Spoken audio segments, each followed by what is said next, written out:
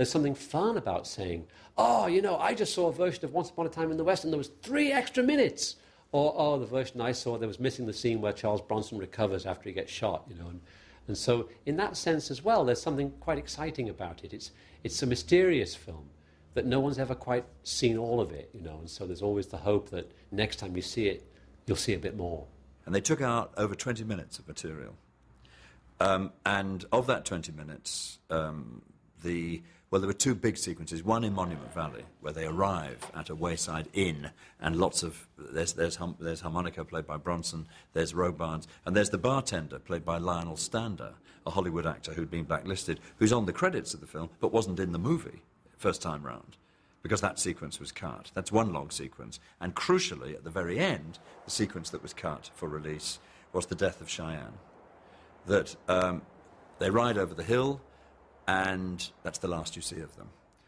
Whereas in the full version, you know, Cheyenne has been shot by Mr. Morton. They ride over the hill. There's a long scene where Harmonica watches Cheyenne die, puts his body over the horse, and rides off into the end of The Romantic Bandit, the end of the West. A really sort of downbeat ending. So those 2 scenes were taken out, and various other bits were pruned to take it down by just over 20 minutes. And it was released in that form. And it wasn't very successful in the States, and it wasn't very successful in England. It was fantastically successful in Paris. And maybe that's why the film played for those 48 months in one cinema in Paris, because they were kind of proud. This was the only place in the world that you could see Once Upon a Time in the West as Leone intended. I mean, they are a nation, I think, of cineasts.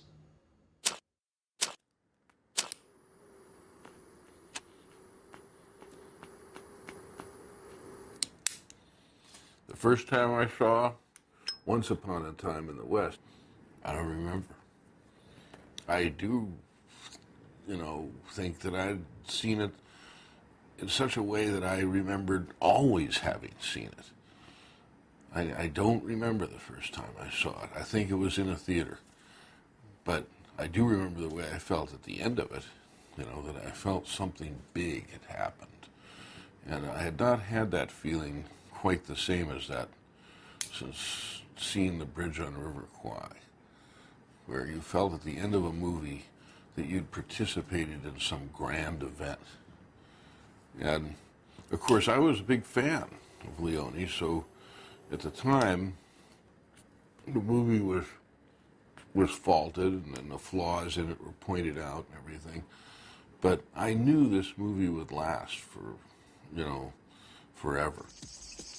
When I saw Once Upon a Time in the West for the first time, I loved it. I remember we saw it at the private projection he had in his house, Sergio. I loved it immediately. The first time I saw Once Upon a Time in the West, it was at a mega cinema somewhere in Paris. I think a cinema where the film played for 48 months. And I must have seen it there 2 or 3 times. As the print gradually deteriorated and got more and more scratched up, you know, and then the real changes got more and more funky. But I was lucky in that sense, in that the first time I saw Once Upon a Time in the West, it was a fairly complete version. I first saw Once Upon a Time in the West on its American release here in the United States. I was a film student. I believe it was 1969, if I'm not mistaken. And it was on a double bill with El Dorado, which was a Howard Hawks Western. I was a big fan of Howard Hawks at the time. I think he gave back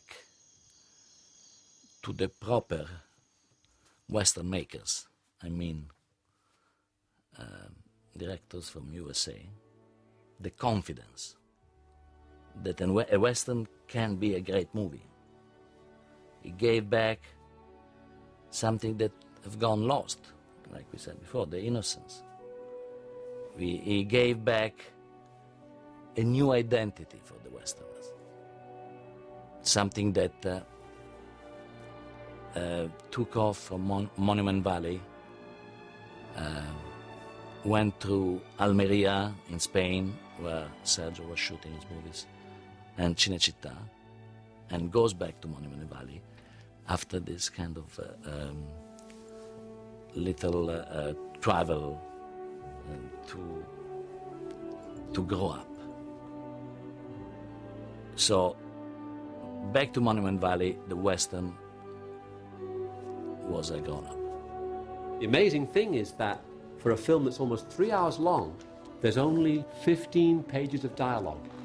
And in that way, it really does resemble the immortal words of John Ford, which is, a film is a great film when it's long on action and short on dialogue.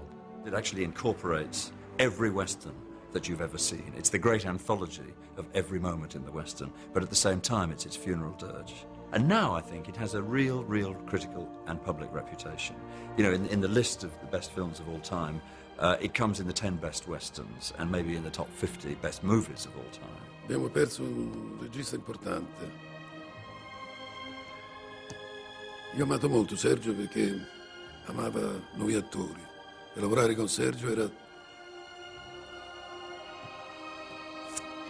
bello. Ti sentivi importante, ti sentivi che avevi creato qualche cosa. They all said to me, why you don't do another one, another Western like this? Because they love it, this kind of cinema. It's a dream, and cinema is a dream.